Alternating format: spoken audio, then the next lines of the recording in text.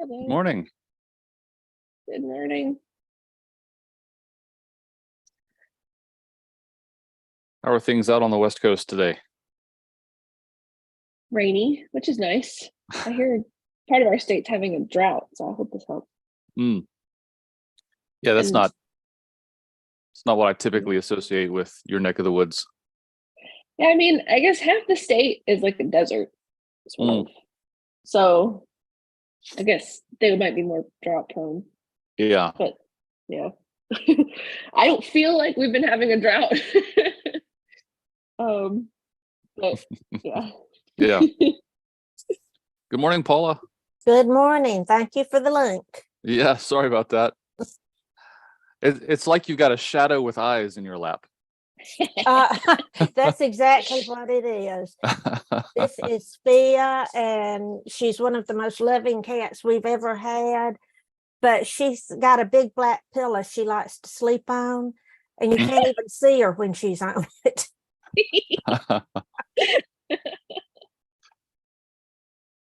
It's like that kind of paint they came up with that doesn't reflect any light at all. Oh. Exactly. She doesn't have a white hair on her. I have to keep her away from all witches. I saw a meme the other day that owning a black cat means occasionally having a conversation with a balled up t-shirt. With a what? A bald. With a balled up t-shirt by accident. There's Yeah. some truth in that. Morning, Tony.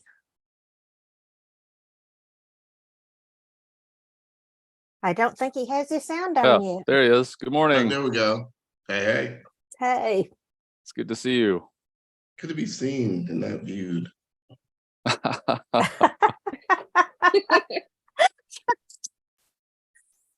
Oh.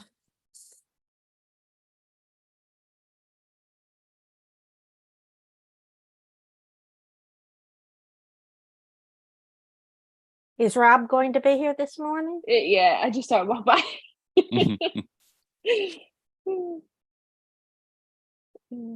Also, forgive me if I'm on 4-year-old watch because she's still asleep, and that's not normal.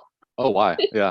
Well, Joe has been in Santa Fe for the past 2.5 weeks. So all of what are normally his babysitting duties on the weekend, I have had while Trevor and Joanna were out of town at markets. And they picked him up last night, and I am free. Yeah. It's amazing how much mental load it is watching a kid. I mean, it's you are burning calories in your brain just being attentive, being hyper attentive, you know? Well, and our Rory, our granddaughter, demands 100% of your attention. She wants you to be with her doing what she's doing, but she's got a 4-year-old brother I have to follow too. Yeah. And to keep the two of them corralled at the same time is a Oh, major headache. Yeah, I find that so even when Kira seems to be occupied, like, I don't know, she's watching TV or she's playing with something, like I can't just sit there and like read a book because my brain is also like, what's going on over there? But at the same time, if you stop to do something, she will come and demand your attention. Yeah, if it's peaceful, it's suddenly like, well, it's too quiet, and you got to go check what's going on. Absolutely. Yeah. Well, that's the nice thing about Miles. He's 13 and into theater, and he's got a part in the Addams Family at Virginia Sanford Theater. Oh, so man. all he did yesterday was sit and study scripts. Wow. It was nice to be able to just ignore one. Well, how cool. That's exciting. He's going to be part of that. Well, he was in their last production of Disney's The Descendants. And he's an 8th grader, so he gets the small parts now, working his way up. Absolute worst dancer in the world. He got all of his dancing skills from me, so that is a problem. But the director says he's the best singer she's got in the whole group. Oh, so neat. he gets singing parts instead of dancing parts, hopefully. Well, very cool. Fun. Yeah, it's hard to believe like we're approaching the end of September right now. I mean, so just the past couple of days we've gone outside and it's like, oh, it's now fall, because there was like a switch, and it's the light is already a little bit different, and it was actually pleasant to be outside for a bit. So this is where I know it's fall. My allergies go into hyperdrive in the autumn. You can probably hear me. My voice is about 3 or 4 half steps lower than it usually is. I'm just glad to not feel like a poached egg every time I go outside the house. Yeah. Yep. And fewer mosquitoes, which is always a plus. So anyway. Well, hey, I'm so glad that y'all are here. And if you're tuning in on YouTube or Facebook, thanks for listening. This is our online house church. So let's go ahead and start with the liturgy. Why don't we can we mix it up a little bit? Can we have Paula? Can you be our liturgist? I can. And Miller, can you be voice of the people? I'm not doing the Old Testament. I'm just telling you now. You can, okay, Tony, you can do the New Testament. It must be a good one. I just know it's always some words in there. Yeah. It's just always some words. Mephibosheth. Oh yeah, no. Something like that. Confidence. Just confidence. just speak it as though you know what it means, and then just pretend. Yeah, just drive through the barricade. I'll give you the gospel reading, and then Rob, if you don't mind taking the Exodus passage. Oh yeah, I'll floor it. I don't think there's any. Let me say, there's not going to be anything unusual in it, and of course, then there will be. All gas, no brakes, Rob. All gas, no brakes. Is there any other way? All right, Paula, when you're ready. I need a liturgy. Oh, you're supposed to invent it from your head. I can do that, but you might not be happy. Okay, let's try this. How about that? All gas, no brakes, Paula. All gas, no brakes. In this day, in 787, the Second Council of Nicaea gathered in the Hagia Sophia in Constantinople. This gathering restored the acceptable use of icons or holy images for veneration. Hallelujah. The council made a distinction between venerating icons and worship of God. And on September the 24th, 1534, Guru Ram Das, the fourth of 10 Sikh gurus, was born. The city he founded, Ramdaspur, became Amritsar, the most holy site in Sikhism. The famous Golden Temple is located here, where Sikhs feed more than 10,000 visitors every day. When some religious leaders objected to the common meal, langar, when some religious leaders objected that the common meal ignored caste distinctions, Ramdas replied that all are equal in the eyes of God. The Lord be with you. And also with you. Hear these words of invitation. The hospitality of God knows no bounds. The love of God is immeasurable.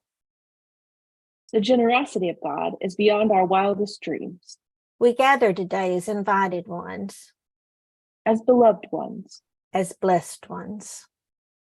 Draw near and let us break the bread of life. The responsive reading is from Psalms 105, verses 1 through 6 and 37 through 45. Give thanks to the righteous one. Call upon God's name. Make God's deeds known to all people. Sing to God. Sing praises to the righteous one. Dwell on all God's wondrous works. Give praise to God's holy name. Let the hearts rejoice of all those seeking the righteous one. Pursue the source of life and her strength.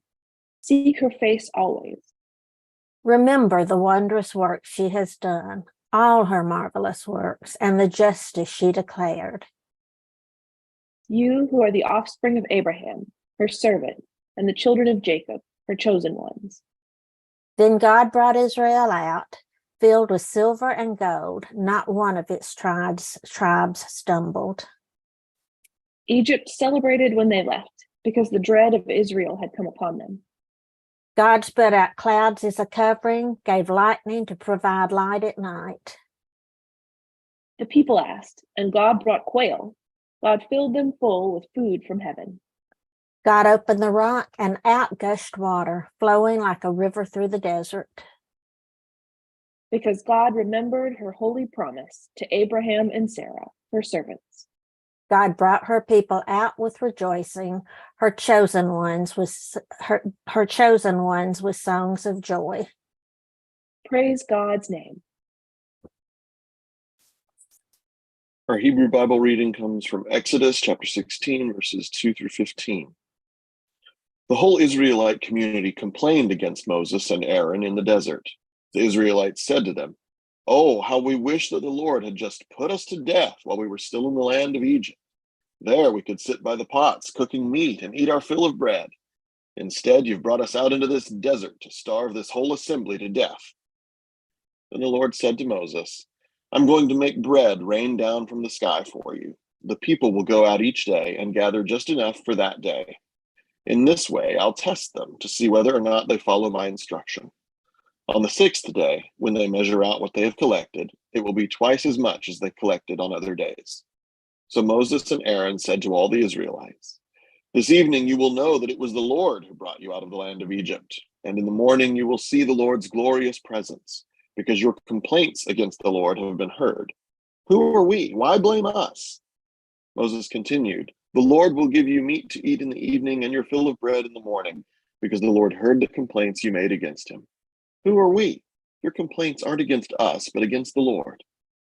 Then Moses said to Aaron, "Say to the whole Israelite community, 'Come near to the Lord, because he's heard your complaints.'" As Aaron spoke to the whole Israelite community, they turned to look toward the desert, and just then the glorious presence of the Lord appeared in the cloud. The Lord spoke to Moses, "I've heard the complaints of the Israelites. Tell them, at twilight you will eat meat, and in the morning you will have your fill of bread. Then you will know that I am the Lord your God." In the evening, a flock of quail flew down and covered the camp. And in the morning, there was a layer of dew all around the camp. When the layer of dew lifted, there on the desert surface were thin flakes, as thin as frost on the ground. When the Israelites saw it, they said to each other, "What is it?" They didn't know what it was.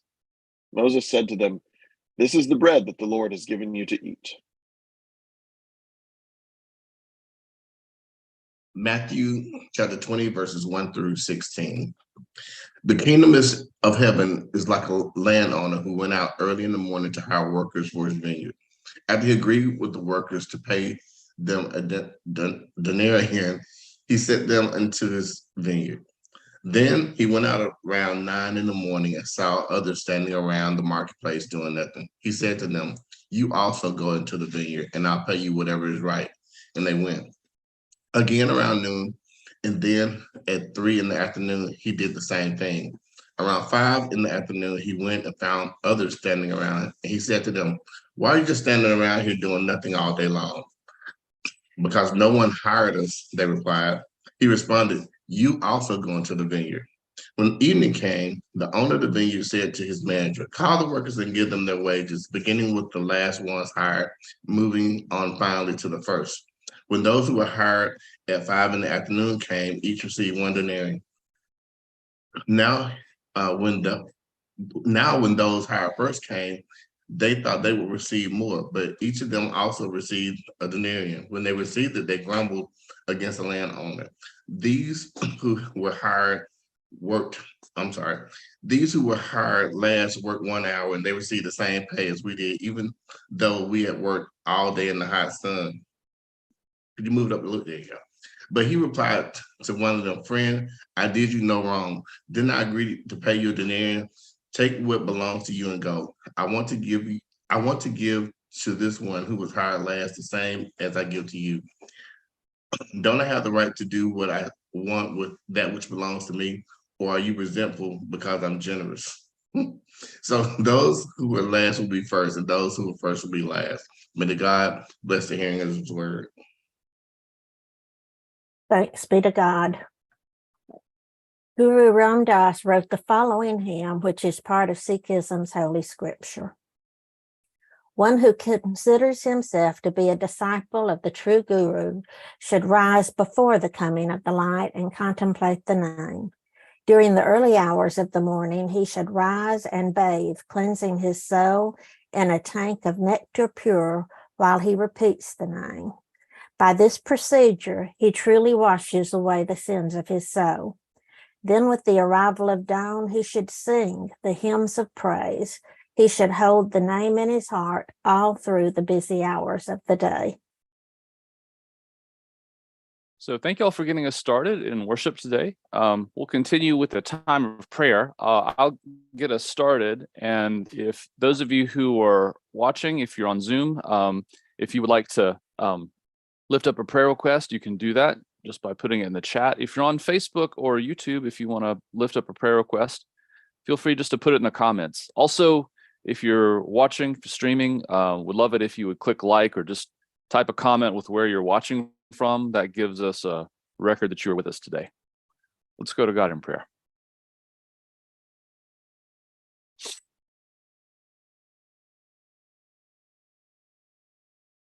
Creator God, we are mindful of your hand in the change of the seasons, remembering that though you are the same yesterday, today, and tomorrow, your mercies are also new every day. That though you are faithful and we can depend on your promises, you are not a static image of perfection, but dynamic, that you are moving, that creation responds to your touch, that these changes in seasons, these patterns and rhythms are reminders of the way that you are new for us every day, that we are born every day, that every day is a new chance. As we move into fall and the days get longer, the days get shorter and the nights get longer, we're also remembering that you are present in both the dark and the light. We lift up to you the seasons in our own souls, knowing that we go through times of hibernation and sleep, and also times of activity and energy, that we go through times of mourning and also joy. I ask you to tune our souls to your creation. Help us to recognize those seasons in ourselves and that they're temporary. We lift up to you all those who are struggling today with disease, with grief. We lift up to you those places in the world that are war-torn, where there is conflict. We ask your healing and peace-bringing presence. And I invite those of you listening, if you'd like to lift up prayer requests, that you can do so. I will check YouTube if someone will keep an eye on Facebook. I've got Facebook up. Thank you. For Lauren. Lord, hear our prayer.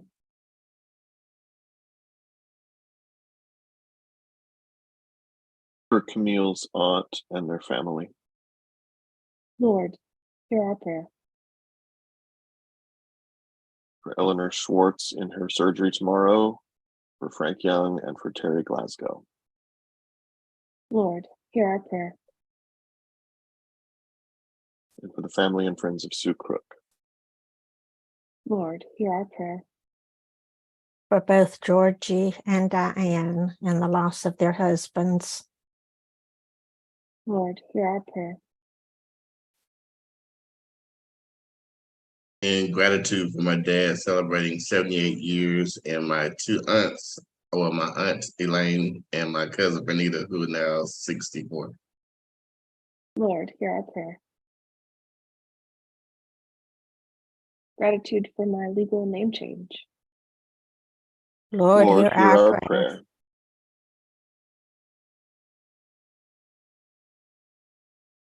For Vicky. Lord, hear our prayer.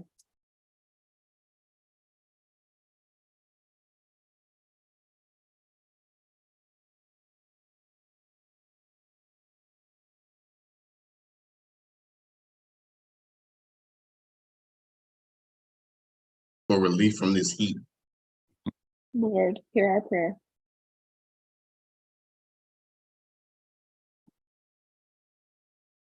For the Healing for Ward. Lord, hear our prayer. for the beauty of changing seasons. Lord, hear our prayer. For relief from drought. Lord, Lord, hear our prayer.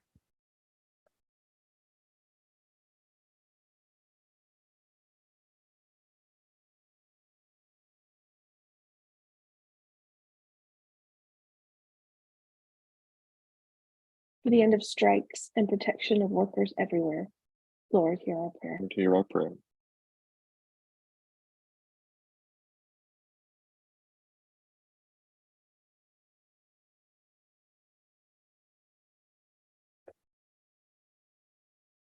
Gracious God, we give you thanks for all the prayers that we've lifted up to you, which we know you hear and that you answer. We give you thanks that even the prayers that we don't know how to pray, you hear even before we know how to put them into words.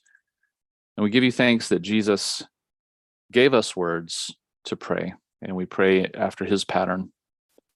Holy One, our Mother and Father, let your name be revered. Let your reign come. Let your will be done on earth as it is in the heavens. Give us today the bread we need for today, and forgive our sins as we forgive those who sin against us. Save us from the time of trial and deliver us from evil. For yours is the sovereignty, the power, and the glory, now and forever. Amen. So, yeah, it's interesting that we have a story, you have a parable about labor in the midst of a historic strike, right? Yeah, this is an interesting parable, and it's also kind of, in a way, the flip side of the parable that we heard last week. Last week we heard the parable of the unforgiving servant, right? It was the guy who had been forgiven a ridiculous amount, billions of dollars of debt, which raises all the questions about how did he get so indebted? What kind of guy is this? And one of my main points was that when we think about this servant, we should be thinking of someone like Elon Musk, not me. The idea is this person had been playing fast and loose with billions of dollars, found himself in a hole, and then turned around and wouldn't be forgiving of someone who owed him a $20 debt. So part of that story was about being forgiven an inordinate amount, not getting what you deserve. And then what does that say to you, how you should behave, right? So that was kind of the story about Jesus' parable last week. This week, it's the flip side, right? So Jesus tells a story in which some workers who were hired early in the day get paid the same amount as the people who only worked an hour. Now, I think there's a lot of interesting things about God's economy here, but I think the union would have something to say about this, right? I also think that this is probably not a story that is necessarily sympathetic to people with lots of money. So let's break it down a little bit, all right? So first, the landowner goes out and he hires people. This is the harvest season. Migrant workers or seasonal workers are the ones who are going to do the bulk of this labor. They're waiting around in the marketplace. These are not people who have a lot of resources on their own. These are like migrant workers. These are seasonal workers. They've got one shot during this, year really, or different times in the year where they can make enough money to last through the rest of the year. And so those that are there early in the morning, the owner hires them and agrees with them on a day's wage. Hires them, they go out to the field. The next group, so this is mid-morning, the owner goes back out, and here's the interesting little phrase: I will pay you whatever's right. So the first workers had an agreement. The first workers had a contract. The owner said, this is how much I'm going to pay you. The second group, and pretty much everyone else, has to take it on faith that the owner is going to pay them what they're worth, right? So when they sign on, they realize, okay, it's probably not going to be as much, but I'm going to just take his word, right? Because what other choice do I have? Now think about this. If you're the second hired and the owner simply says, I'll pay you whatever you're worth, you're taking a pretty big leap of faith, right? That person's going to be paying you. Now, and you basically said, look, he's probably going to stiff me and I'm okay with it. Because you didn't negotiate. You didn't have any negotiating power. You hadn't been hired, right? So you didn't negotiate. The next group and the next group and the next group all get hired until it's the last group who really only has about an hour to work. The owner comes and hires them and is almost incredulous. Why are you workers still hanging out here? And they say, because nobody has hired us. Now, here's a point at which in the past, this has often been preached, and I don't know. I'm just saying there's multiple interpretations here. I think the parable can read a lot of interpretations. In the past, people have said, well, these were the drunks, right? These people didn't show up. But we don't really know, right? We don't know the worth of these workers. For whatever reason, they weren't there at 3 o'clock, but they were there at 5 o'clock. Now, maybe they were traveling from somewhere. We don't know. But I find it interesting that a lot of times when preachers preach this, they come up with reasons these people should be disqualified, right?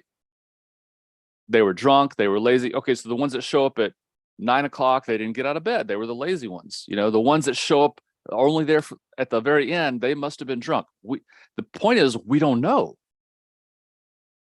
right? So they say, no one has hired us. The owner didn't see them. Who knows what was going on? No one hired us. The owner says, fine, I'll hire you too. So we must have in mind that the owner really is intent on getting this harvest out, right? The owner's willing to do what it takes to get this thing done. Hires the last one. And then finally, when the day's over, begins paying them in reverse order, starting with a most recently hired, again, which is a little weird. And of course, the people in the back of the line see the owner pay them a full day's wage. He pays every single person a day's wage. And as it's getting closer, those first hired began imagining, wow, if those people got 1 day's wages, I must be getting more. And when it doesn't happen, they are ticked off. And I love the way the scripture actually puts it here. When the owner is getting a little defensive, says, friend, I did you no wrong. And by the way, friend here is like buddy. It's not a term of endearment. It's like, listen, buddy, you and I agreed to this. And then he says, didn't I agree to pay you a denarian? Take what belongs to you and go. And this is like, take what belongs to you and go is like, take what you earn and get out of my face. This is very dismissive language. I want to give to this one who was hired last the same as I give to you. Don't I have the right to do with what belongs to me? Or are you resentful? And the word here is literally, the Greek phrase is literally, is your eye evil because I am generous, because I am righteous? So, and then Jesus says, so those who are last will be first, and those who are first will be last. So I think there's a lot of different ways this parable can go. Okay, I think it bears more than one interpretation. But one, I think a lot of times people want to emphasize the generosity of the landowner for these unworthy workers. I want to point out, we don't know why those workers were late. And we never know, right? The idea that we know what someone else is worth is kind of what this whole parable hinges on. That somehow we frequently default to a theology of deserving. And probably reading this, I mean, initially, I'm a little frustrated too. Why should the person who was hired last be paid the same amount? Right? There's some notion of fairness in us that's offended by this. I know I would be offended if I had busted my butt all day long and the person who was hired last got the same amount as me. I would be really frustrated because I'm thinking about what I'm owed, right? I'm thinking about what I'm owed. I'm not thinking about the needs of those people who were hired last. I'm not really concerned about the owner's generosity. I want what's mine. Which is exactly the attitude of the unforgiving servant in the last parable we talked about, right? I want what's mine. It's hard for me to be happy for those people who only worked an hour getting an unexpected windfall if I don't get what I feel. I love being owed things, and we hate owing. I don't know. Again, typically we think of the owner as being someone who stands in for God. And I think in this case, that's what we're supposed to think. I can think of another reading of this, which is just the arrogance that having a lot of money gives you. I can do what I want with what's mine. But I do think that there's something here that's supposed to be pointing out how we feel about this. I want what's mine. And I think this is also something when we talk about organizing. It's like thinking about what if these people were organized? How would that change this parable? Because in some sense, we do want things to be fair, but we also want to make allowances. We want there to be humanity and generosity. Because some people can't work. Some people may have been walking from 17 miles away to get to the place so they could be hired for 1 hour. They may be desperate for work. We don't know their story. So I think there's something here, I think, that's calling out a different response than just, this isn't fair, or the owner's like God and is generous and we should be thankful because we're all the last hired. I think there's something more that's called from us here, which is something about how should we be as a society? I think part of what this parable is calling out is there's really got to be a better way of doing things than one person holding all the power and deciding generous or stingy, and the rest of us just sort of being at the whim of whoever has the money. I think that's a legitimate reading here too. But one thing I really feel is an important takeaway is that my theology of deserving, the idea that I get to decide who's owed what, is called into question and really hung out in this parable to be exposed for the fraud it is. Am I someone who believes in karma and people get what they deserve, or am I someone who believes in grace, who believes that God gives us what we need? By the way, I'm not pretending doing religious one-upmanship. I think most of us don't understand karma. But the idea is, do we have a theology of deserving or do we have a theology of grace? So that's my explication. I see you got some hands up. I would love to hear your comments. Dave? Yeah. Joe was a fireman. Firemen can't make a living. They all have second jobs. His second job was being a contractor where he built houses. And over on Lorna Road, there is an area where every morning, starting about 6 o'clock, all these laborers start to gather for day labor, and contractors or people who need workers will drive by there and pick them up. And there was definitely a hierarchy of who was going to get hired and who wasn't. A 20-year-old was going to get picked a lot faster than a 60-year-old, even though a 60-year-old has to pay for necessities just as much as a 20-year-old does. There was a one-armed man who needed work, but seldom got picked because a lot of this was heavy work. So those workers could have been there every bit as long, waiting, wanting to work, but just not given the opportunity. Second, I absolutely detest the word deserve. A few years ago, there was a whole ad campaign by a makeup company that talked about, you deserve this. And we all tend to think not just they don't, but we do. We deserve this when we don't deserve good things happening to us any better than any other person on the face of this earth. And yet we resent it when it happens to them and think it's God's blessing when it happens to us. Yeah, yeah. Absolutely. I think in both of those parables, one last week and this week, we've got this idea that there's a cosmic ledger and that, debits and credits are being, added up on either side. Yeah. Yeah, go ahead, Tony. This actually takes me back to the discussion we had about the woman at the well. Like, the way we've been taught about her is the fact that she was somehow unworthy or undeserving of anything. And I think that's one of the biggest issues I have with the Bible, because, well, not with the Bible, but the people who interpret it. Because we put our own, like, crap stained glasses in our interpretation on everything, right?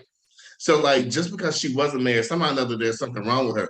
And the same thing is true here. Like, we don't know why those workers were last and why and this can play pro-labor and it can play anti-labor.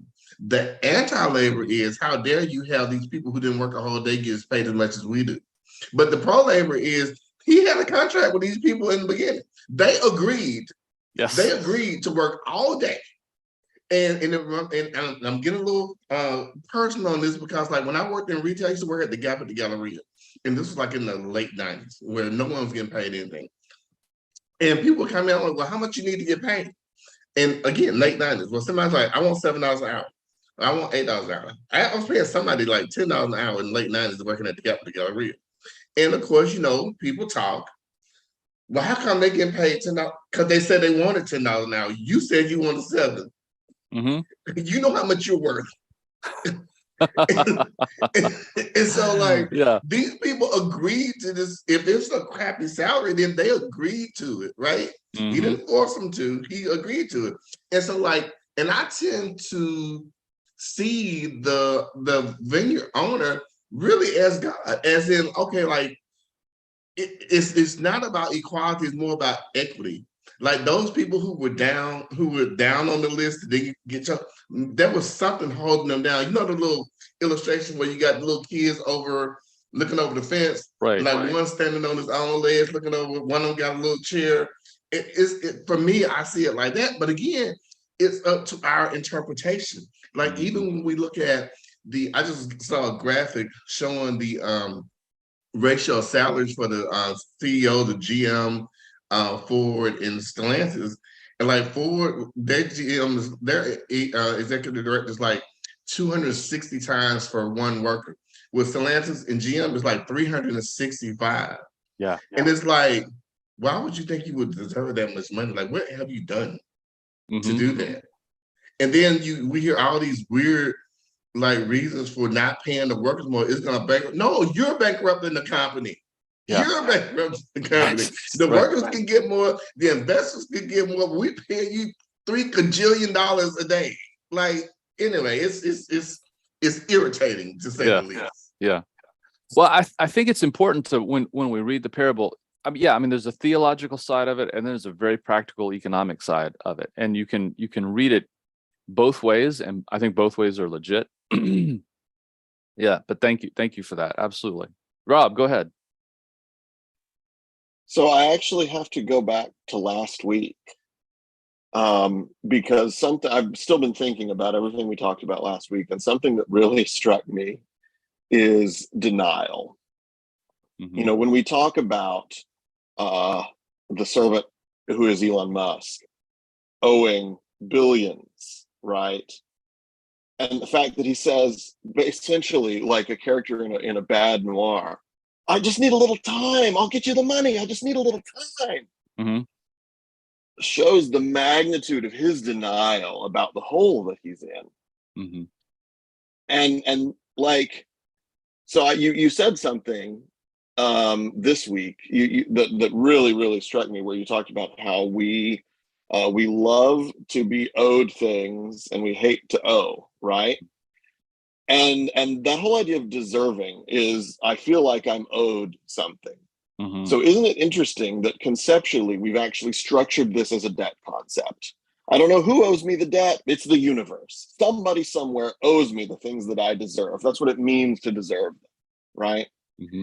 So, like, if we take that language back to last week's parable, I mean, essentially, Elon Musk was furious about the fact that he deserved $20 from this guy and wasn't getting it, and yet had not a thought to spare for the fact that the master deserved to be repaid $22 billion. Mm-hmm.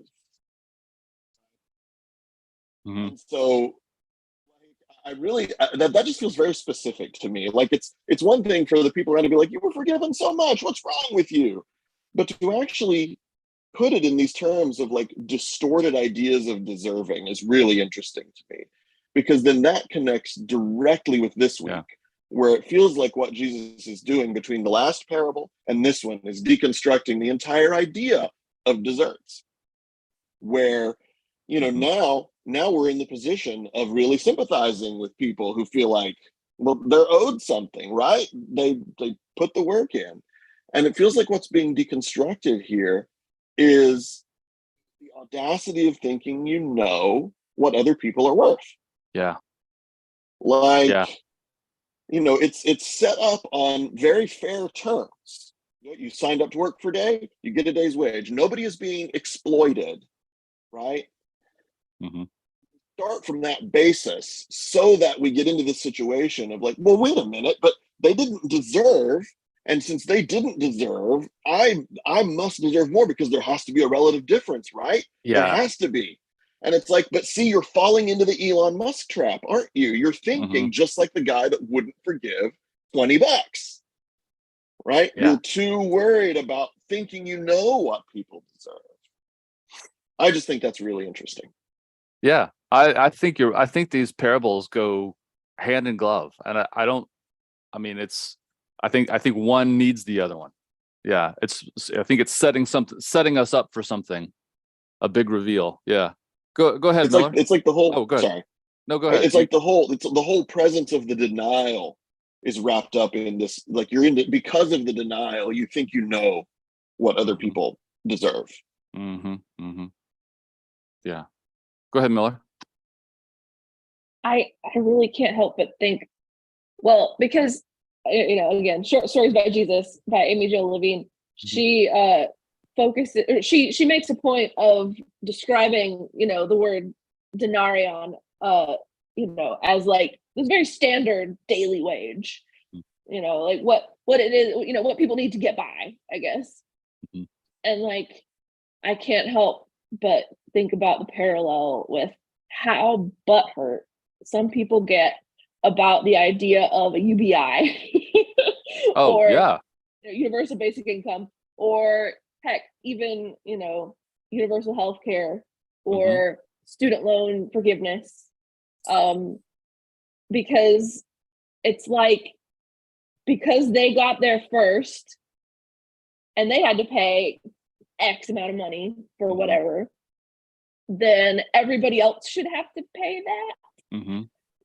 And I mean, these people who are getting paid a normal daily wage, what they expected to get, you know, they thought it was fair, don't want other people to have that.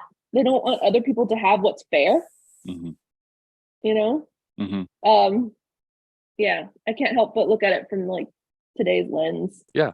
What someone needs to get by. That's basically what we're talking about. You shouldn't have what someone needs to get by because you only did an hour's worth of work.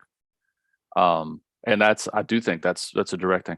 Okay, I just want to say something I think is important. I didn't bring this up. A lot of times this parable has been used to talk about Jews and Christians, like sort of the Christian secessionism.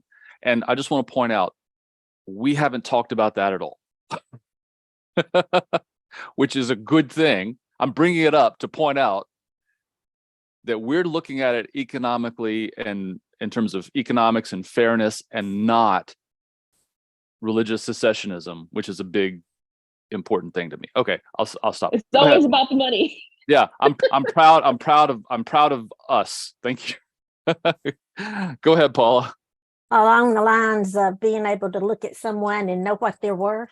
Mhm. In the 1990s, First National Bank in Bessemer was robbed. The police got there, and all the customers and employees were still there, and the police were asking them questions, trying to figure out exactly what happened. James Watkins was there. He was 21, 22 years old, a member of our church, and very autistic. But he was also a math savant. And and when you looked at James, you could tell he wasn't exactly a normal people, and he talked a little odd, and the police were totally ignoring him, going around asking everybody else about what happened. And the police told everybody they could go, and James said, "Don't you want to talk to me?" And the police said, "Yeah, what do you want to tell us?" And James said, "Well, the tag number on the car was," and gave them the car tag number.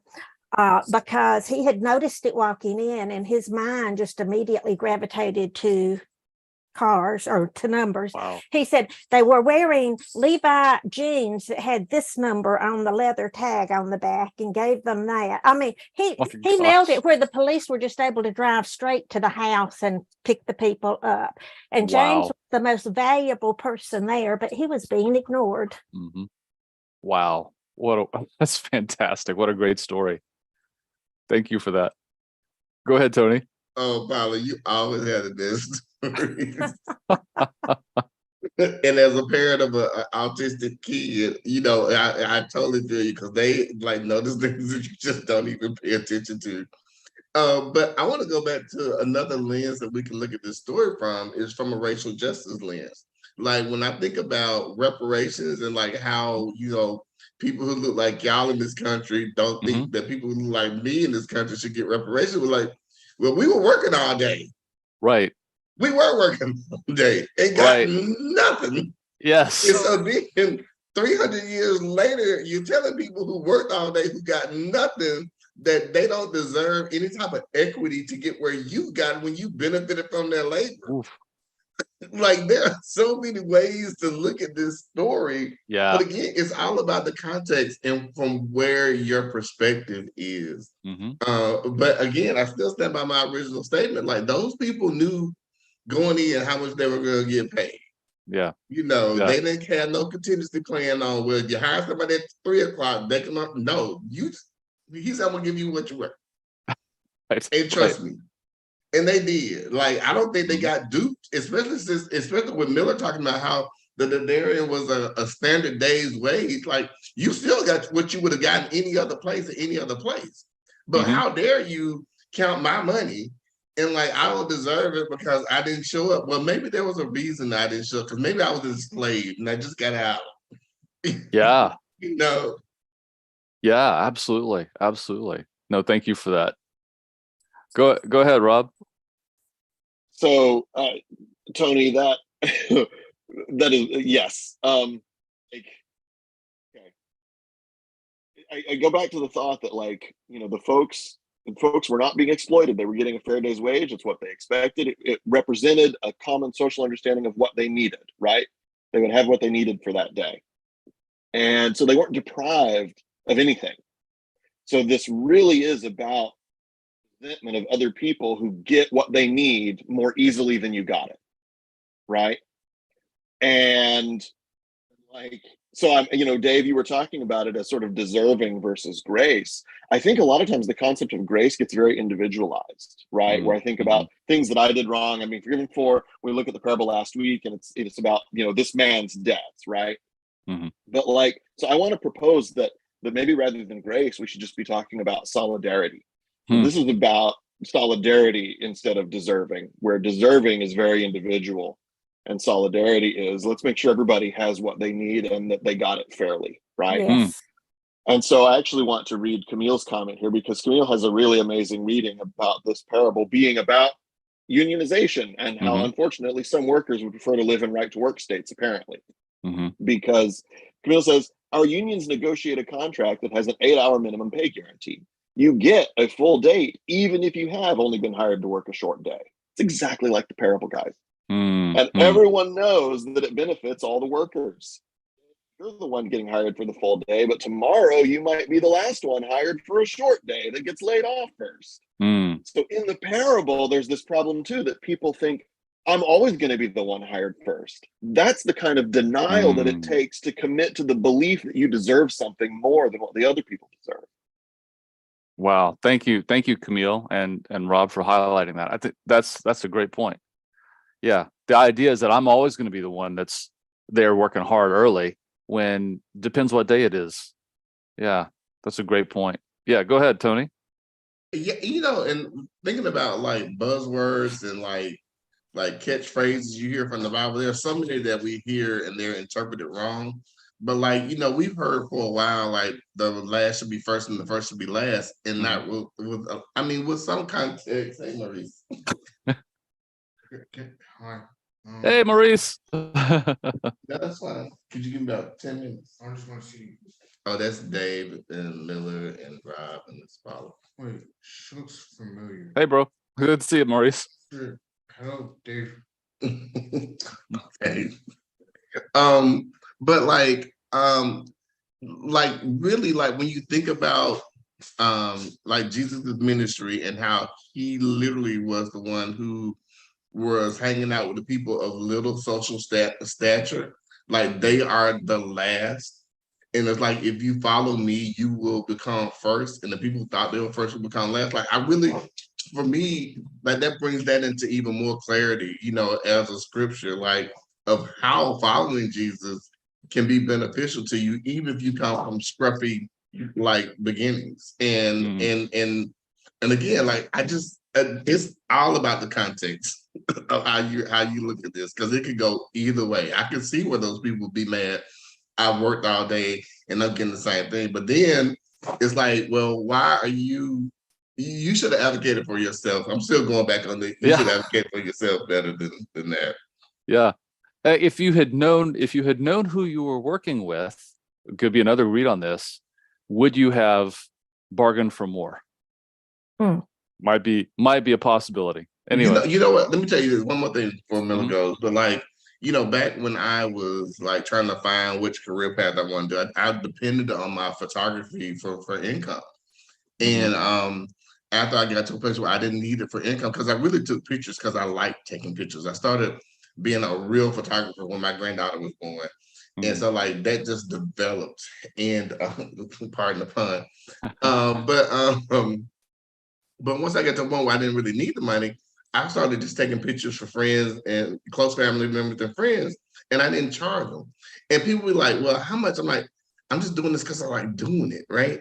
And so like I knew I was going in with nothing. Like I was going in getting nothing. But people want to pay you, right? So like, well, I'm like, if you give me something, you give me something. You don't, I'm still gonna do these pictures. I'm still gonna do a great job.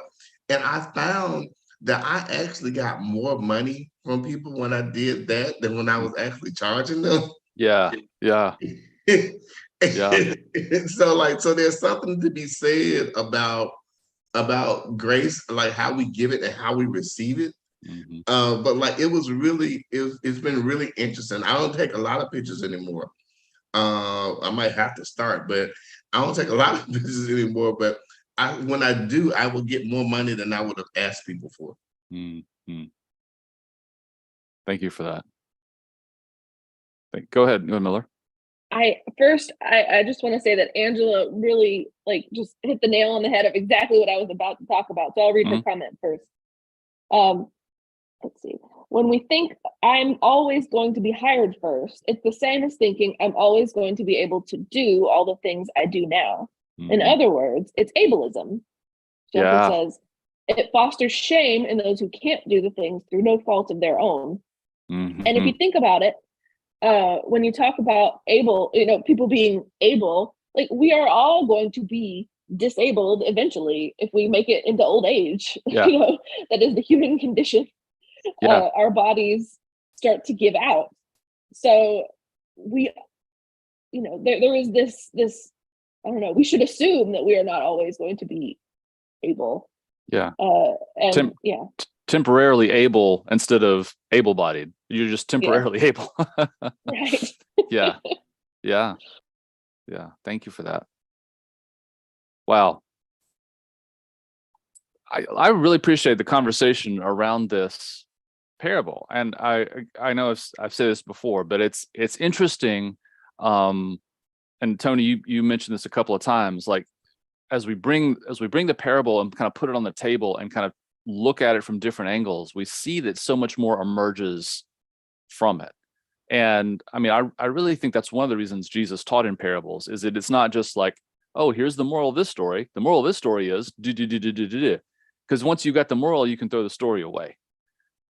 Instead, like when Jesus is bringing the story and putting it on the table, it's more like, whoa, this is opening something up. This is like, when I look in this and I put myself in it, I suddenly see different aspects. So really appreciate the conversation around this. Would someone read Ian's comment also? Sure. Ian says, in relation to Tony's statement, I kind of feel that it's a dangerous line of reasoning. There's plenty of ways where someone won't push for a higher wage, and it's too easy to say confidence is what determines your worth. Yeah. Yeah, no, I think that's also, yeah. Go ahead. Tony. Can I address that, because he hit the nail on the head, and especially when it comes like Black people are less likely to negotiate salaries when we enter jobs than white people. Mm-hmm. So like you are exactly right. Mm-hmm. Like I cannot think of the last time, like even the job I got now, it's a really great paying job. I didn't negotiate. I was like, okay, this is more money I've ever made in my entire life. I'm gonna take it. But because of my skill set and my background and my lack of confidence in my abilities, especially in a whole new realm, I didn't push it. So like he's exactly right. And again, I just love the way that we can look at this parable and just come at it in so many different ways. Because so many times in standard church, this is the way this should be interpreted. Everything else is wrong. Yeah. You know, and people get mad. Like I know some people who would have got mad at Ian, like, well, how are you gonna push back? No, he's exactly right, because I've been a victim of it. I've been a victim of it myself. Thanks for that, Ian. Well, and it's like, so I mean, we've kind of touched on the sort of talked about reparations and affirmative action and that kind of stuff. So if you haven't listened to the podcast, what was Seeing White, and then there's another one called Men, put out by the same people, talking about inequities. And part of it, like you think about those people who showed up first in the morning, they did negotiate for a day's wage. Maybe those people who showed up later, they didn't have the ability to negotiate, or felt like they didn't have the ability to negotiate for what they were going to get paid. It turned out okay for them. Doesn't. Right? I mean, that's the thing. And when we think about things like affirmative action, I am the beneficiary of affirmative action. Most white people are beneficiaries of affirmative action, especially if you just go back in the last century. You look at the GI Bill and Social Security and FHA loans. There's this massive government handout to people who look like me to buy homes, get educated, get jobs, etc., which was largely denied to people of color and largely denied to women, mostly for men. So you think about the people who have the power to negotiate in our society, it definitely is, I mean, inequality doesn't even begin to describe it. Absolutely. Go ahead, Rob. Camille has an amazing comment here where she says that she's been told by more than one producer that you always have the, quote, right to negotiate a higher rate, end quote. But if you do, you probably won't get the job, or you'll be told this is the rate, take it or leave it. Right. Honestly, if you think about the parable, like the guys who signed up at the beginning of the day, it was the fair day's wage, right? Mm-hmm. If you try to negotiate for more, you're not going to get taken. Yeah. Right. Because everybody else is willing to work for the day's fair wage. If you're coming in at the end of the day, you're going to take what you can get. You have no leverage to try to get even a little bit more, much less a whole day's wage. Yes. So I think it's really interesting and important here to notice how the individualized economy, including the individualized spiritual economy, which I kind of attributed, the word grace to earlier, mm-hmm. right? Mm-hmm. Really makes it about individual merit and individual deserving, and sets up this colossal power imbalance that is only to the benefit of already have. And so the solidarity theme here seems really important. I mean, unionization, labor organization, and the capacity to look after everyone's interest in that kind of structure, you know, we should be asking, there's a parable here. What is the kingdom of God like? What shall I compare it to? It is like a group of workers who organized so that nobody would be left out, right? This is the group project interpretation from the book by Amy and Joe Levine, right? Yeah. No, it's wonderful. Thank you for that. Go ahead, Tony. One more thing. I know we're coming close, but like it also reminds me of the gig economy. Like I remember I've driven for Uber before, and I did it just for a part-time gig because I was kind of bored, right? And I know people who do it for a living, and like the pushback, and I have to admit, I've said this before, like y'all talking about getting like benefits from a company that you knew you were coming in to work part-time, and you decided to work 70 hours a week.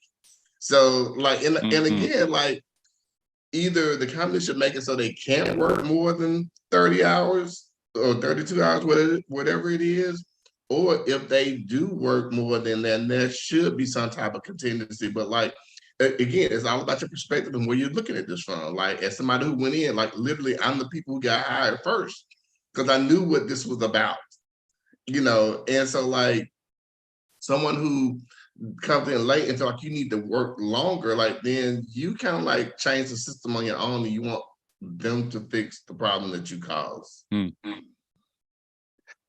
Wow.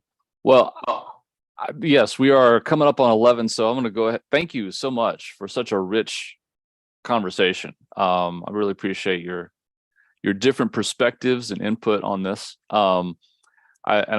Yes, it doesn't boil down to one thing, does it? It multiplies. It boils over. It doesn't boil down.